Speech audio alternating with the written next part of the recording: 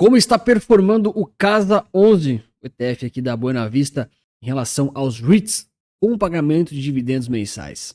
Lembrando aqui que esse vídeo não é uma recomendação de investimentos, você pode fazer análises parecidas com essa aqui gratuitamente com o Panorama Resulta Capital, é só acessar aí na descrição se tiver interesse. Então, antes de falar aqui do Casa 11 e dessa análise, já comentem para mim se você investe em REITs, se você tem interesse nessa classe de ativos, ou se você prefere aí as ações convencionais em ETFs de acumulação. Comenta aí para mim aqui embaixo, vou responder todos os comentários. Então assim, eu tenho um vídeo completo do Casa 11, aqui vai um resumo bem superficial. Basicamente a Buena Vista aqui, ela tem uma parceria grande com uma gestora lá do exterior chamada NEOS. Esse aqui é o termo certo, né? Eu falava ANELAS, agora me esforço para falar certo. E basicamente a NEOS, ela tem aqui o IYRI, que é justamente um ETF aqui de pagamento aqui de dividendos através aí de operações com opções, tá? Esse é o resumo do resumo, através aí, geralmente da venda coberta. Então eles fazem algumas operações lá no exterior, isso aqui roda lá na Bolsa Americana, através aqui do ETF IYRI, que ele é muito baseado justamente aqui, ó, no IYR, vocês notaram aqui, né? IYRI, esse I é de income, de renda, né, lá dos americanos. E basicamente, então, o que você compra aqui com o Casa 11? Você está comprando indiretamente esse ETF aqui do exterior, tá certo? Então, só para a gente ter um pouquinho de noção, o que se trata o IYR, que é basicamente o investimento geral, e desse investimento geral que são gerados aí, né, os dividendos aqui através das operações que a NEOS faz e a Buena Vista, enfim, facilita esse processo todo. De novo, o vídeo completo com mais explicações vai estar lá no final, tá? Senão isso aqui fica interminável. Eu sei que vocês gostam de coisas direto ao ponto. Eu respeito o ouvido da minha audiência, tá? Então, basicamente, aqui a BlackRock tem, enfim, né, o ETF geral, que segue um índice geral, focado aqui em Real Estate. Então, Real Estate vem justamente aí da sigla dos REITs. No caso, REITs vem de Real Estate Investment. E aqui, basicamente, não é esse ETF, então eu vou focar um pouco mais só nos setores. Basicamente, tem aqui uma série aqui de REITs lá dentro, tem uma série aqui de exposições, mas basicamente você consegue ter uma exposição a setores diferentes de REITs, ou seja, de empresas aí, são os fundos imobiliários americanos. É mais ou menos isso, tá? Não é exatamente igual, mas é mais ou menos isso. Você tem aqui exposição a torres de telecomunicação, saúde, aqui é retail, é varejo, industriais, residências multifamiliares, serviços de imóveis também, data centers. Data centers eu aprendi que tem um FII, acho que no Rio Grande do Sul que tem. Acho que no último vídeo eu falei isso, alguém me falou, ah não, lá no Rio Grande do Sul tem. Parece que tem. Dentre várias outras coisas, né? O self-storage, isso aqui é aquelas questões para armazenar coisas e assim por diante. Então, o ETF original tem uma série de setores, tem uma série de REITs, tem uma série de papéis lá dentro e basicamente aqui você fica aí exposto a essa diversificação, tá certo? Ó, number of holdings. Então, basicamente você tem uma exposição a 65 aí REITs. Ele é bem parecido com o VNQ quando a gente avalia a performance, né? Eles têm uma correlação bem grande, tem REITs que se repetem, beleza. E aí a NEOS faz essas operações justamente em cima desse mercado e consegue aqui distribuir basicamente quase 1% ao mês de forma bruta, tá certo? Esse é um ponto bem relevante para falar lá no final do vídeo, as minhas considerações especiais de risco. Ó, já aproveita para deixar o like e se inscrever no canal para mais análises como essa. Bom, então vamos para análise, né? Qual que é o ponto aqui do Casa 11? Por que eu tô fazendo esse vídeo? Um monte de gente pediu para mim nos comentários e aí eu fiquei assim, poxa pessoal, mas o Casa 11 ele é muito novo ainda, tá? Não é prático fazer essas simulações e esses estudos com um ETF aqui que tem, cara, olha só, foi lançado em maio.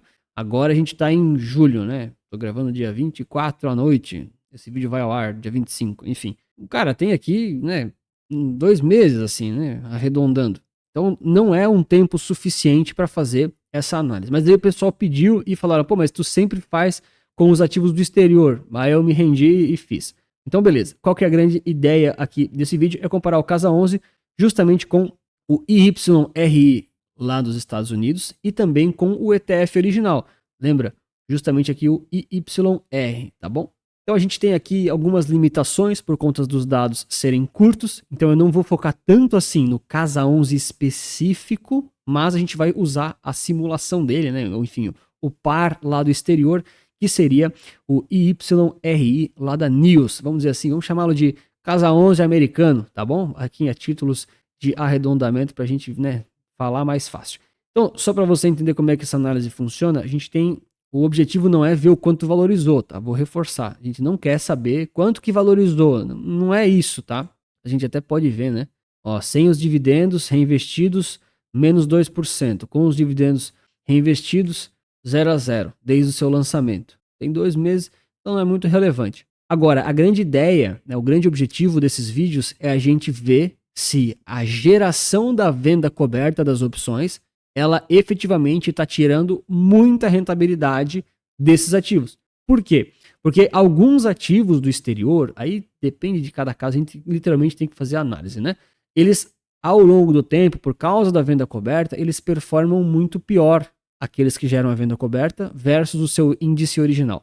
Então, mesmo que você reinvista os dividendos, em casos de explosões de alta do mercado, enfim, daquele ativo específico, ele vai ter uma performance inferior ao ETF original, ao índice original, tá certo? Então, nosso objetivo nessa análise não é ver o quanto de retorno, é ver o quão colado ou o quão próximo ele está performando do índice original que não paga dividendos, tá bom? De novo, como a gente tem só 2 meses, é muito pouco tempo, mas tá aqui basicamente a análise da indexação dos dois ativos, a gente pode ver através aqui desses pontos, né? Então, vamos lá, né? Isso aqui eu ensino com muito mais detalhes lá no Capital Certo, que é o nosso manual prático de ETFs aqui do Brasil. Vale para o mundo todo, mas é mais focado em Brasil. Então, o que você tem que fazer sempre? Cara, o ideal é desconsiderar aqui os candles do início, tá? Tem muita volatilidade nos primeiros dias e o market maker está fechando spread. Então, eu nunca gosto de olhar esses primeiros dias. Mas, o que você quer ver? Você quer comparar o ativo brasileiro, que é o Casa 11, com a sua versão americana brasileirada, né? O que é isso? É o IYRI vezes o SDBRL. Então a gente está analisando os dois ativos na mesma moeda, né? Obviamente, porque o Casa 11 oscila com o câmbio. Não dá para comparar um ativo em dólar com um real, né? Você tem que transformar as duas coisas para uma coisa só. Então eu acabo olhando tudo em reais, porque, enfim, é mais prático para nós.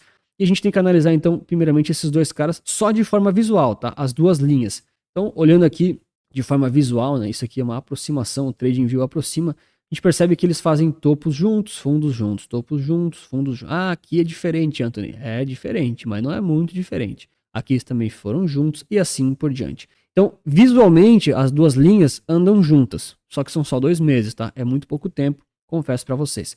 Aí o que eu gosto muito de fazer, né, que é assim que os adultos fazem, tá? É assim que se analisa efetivamente 2 ativos juntos. O pessoal não fala muito na internet isso, mas é assim que faz. Então, o que você deve fazer? Você faz a indexação dos 2 ativos. Você pega um ativo, que no caso a gente tem aqui, ó, IYRI vezes o SDBRL. Isso aqui é um ativo. Que ativo é esse?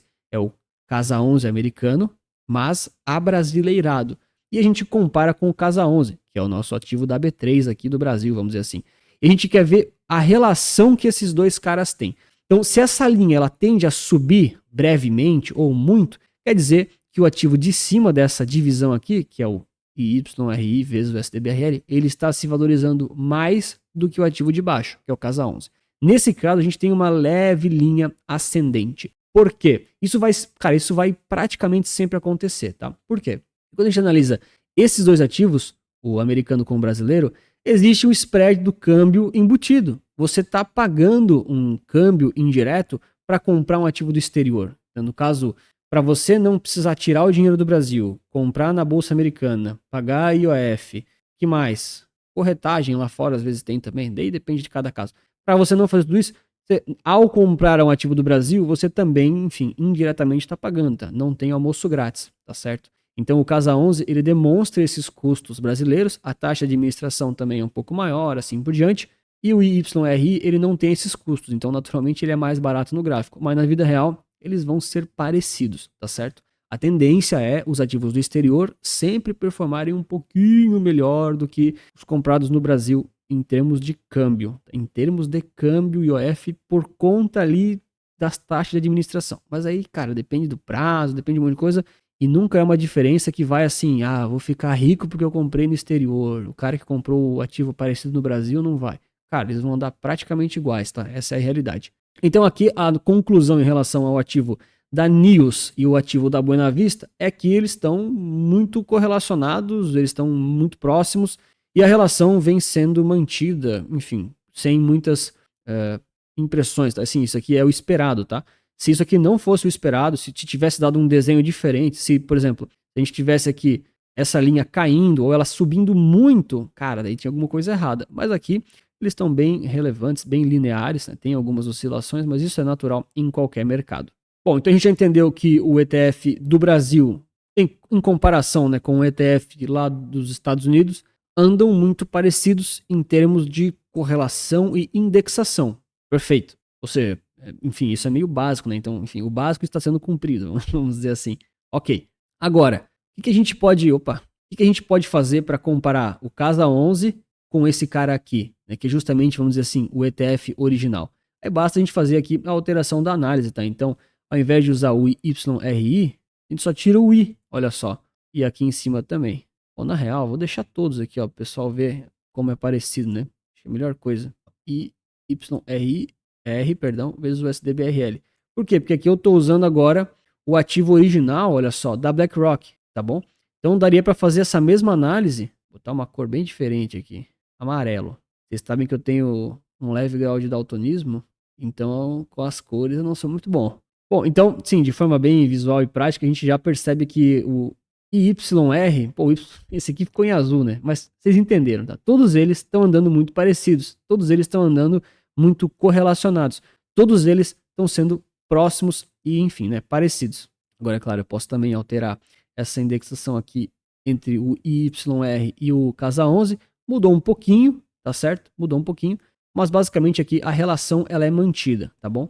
Lembrando que, essa aqui é a parte importante, lembrando que esse gráfico está ajustado com os dividendos, tá? Aqui embaixo tem um botão, ó, ADJ de Adjust Data for Dividends. Aí você clicar aqui, ó, ele tira os dividendos, tá vendo? Agora os índices meio que caíram. Por quê? Porque daí os dividendos não foram reinvestidos. Então a gente tem que avaliar com o reinvestimento dos dividendos, e aqui já vai o primeiro cuidado. Aqui no TradingView, a títulos de segurança e gestão de risco, eu sempre considero que os dividendos são brutos, não estão líquidos. Então, é muito possível, porque eu já fiz o teste, tá? Em alguns ativos ele está bruto, em alguns ativos ele está líquido. Eu não sei porque o TradingView faz isso. Então, a gente tem que sempre considerar que o reinvestimento foi bruto, não totalmente líquido. No caso, os dividendos no Brasil, aqui, né, no Brasil, eles têm 15% de imposto de renda retido na fonte automaticamente, e lá nos Estados Unidos, para a maioria dos casos, é 30%, bastante lá fora, né?